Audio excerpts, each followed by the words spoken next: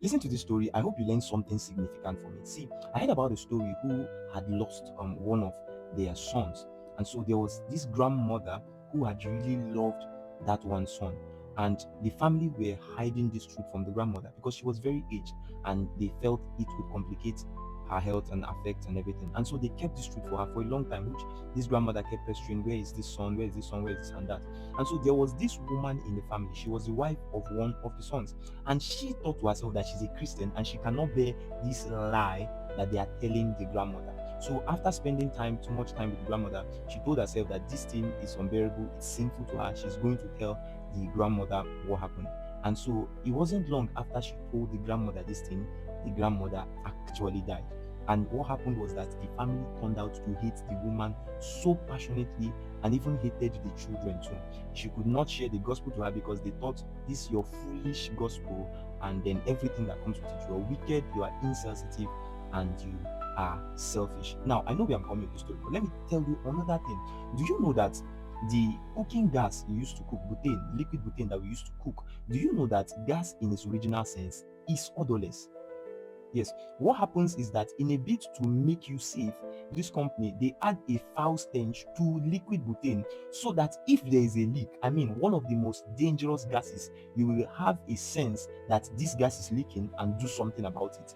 Right? Another thing to tell you is that when fuel, PMS, premium motor spirit, when it comes out of the fractional distillation, it is colorless. But in a bid to keep you safe, so you can differentiate it from drinks or water or household other liquid things, they have to add a certain color to it so that you can know that this one now that has this color is not water, it is fuel. You see, this adulteration in quotes is kept so that you can differentiate between these things. I'm saying this to people who they want to communicate truth on the internet or they want to tell somebody truth. You see, there is a wisdom in dispensing truth because truth is not just the accuracy of information. Truth is the way it is presented that provides solution to the person, right? The Bible says that, and you shall know the truth, and the truth shall set you free. As much as information needs to be correct, one of the things that guarantees the truth is the effect it has on the person. Because communicating truth outside wisdom or with lack of love is like trying to kill a fly with a hammer.